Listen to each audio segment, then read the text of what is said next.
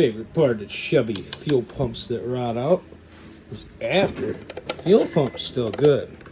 Top of the sending unit's just bad.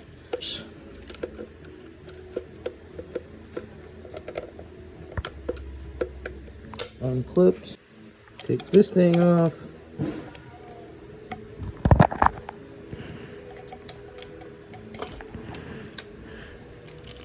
And you kind of, once you get those clips off, you slide that out, throw that out of there.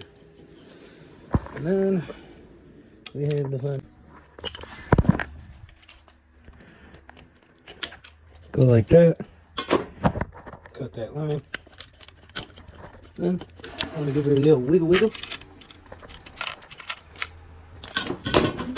No one wants that. That's probably all nasty. Take that one off too.